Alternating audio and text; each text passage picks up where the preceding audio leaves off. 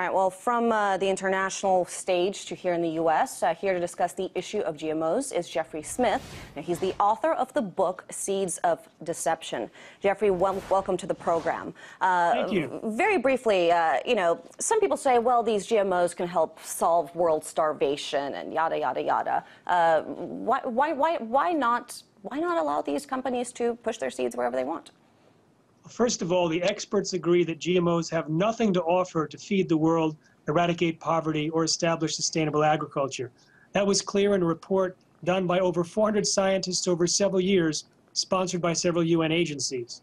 In fact, when GMOs were introduced in India 10 years ago, to much hype and celebration, now the government finally admits that it's responsible for widespread suicides, an estimated 250,000 suicides among farmers, and most of which have been blamed on Bt cotton's failure to yield and allow farmers to even pay back their high-interest loans. So why aren't we seeing this kind of outreach here in the U.S.? I mean, I just want to bring up a fact. I mean, in Europe, there's almost no GM crops, while here in the U.S., nearly 75% of our food products are GE tainted. Why aren't Americans as outraged? Until recently, most Americans had no idea what GMOs were. However, we're now seeing more and more awareness and agitation.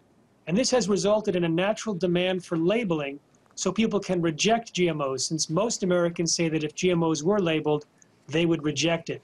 Right now, 55 U.S. congressmen have sent a letter to the FDA demanding labeling. Recently, 1 million signatures were handed into the FDA.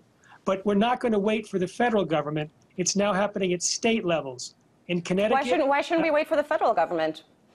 Well, unfortunately, the Obama administration has been walking lockstep with Monsanto and basically has taken some pro-GM people from Monsanto and related organizations and put them into key positions like food safety czar, like USDA secretary, like USAID director. So basically, if we're dealing with the federal government, we're dealing with an arm of Monsanto. It almost seems to me, and tell me if you think this is a far stretch, that you can describe Monsanto as a pseudo-drug pusher. I mean, if a company like McDonald's puts, say, crack in its burgers, hooking consumers on their food, and just to throw in some fun, sued anyone that went to Burger King for alternative food sources, we would be up in arms. It just surprises me that there isn't as much widespread outrage on the Hill, for example, over this issue.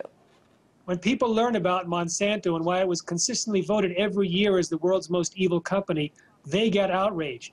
However, Monsanto spends billions of dollars in disinformation. In fact, last week, one of its lawyers threatened to sue the state of Vermont if the Vermont legislature passed a labeling law that would require people to label genetically engineered foods. And do you see this changing in any way? I mean, I know you said you sound a little bit optimistic. People are sort of catching on, but I mean, let's be realistic. Money talks, lobbyists talk. U.S. opinion doesn't necessarily change policy. Well, there's been labeling bills proposed in over 20 states this year, which is unprecedented. But I see real possibility happening in California, where in 2 weeks from now, they're going to hand in 850,000 signatures to force the measure to go on the ballot, so it'll be voted directly by the citizens.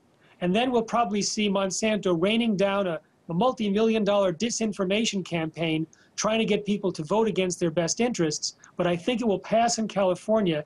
And once companies have to label their products, I think they'll remove GMOs rather than admit that they use them. Well, Jeffrey, I do want to thank you for your time. I know that if I was at the supermarket and was looking at a piece of beef and realized that it was made of some weird genetically modified Franken, God knows what products, I probably wouldn't choose to buy it. So it's no surprise that the lack of labeling is what is perhaps keeping some of us in the dark. But it certainly is an important issue and one that we will continue to talk about later in today's shows. That was Jeffrey Smith, the author of the book, Seeds of Deception.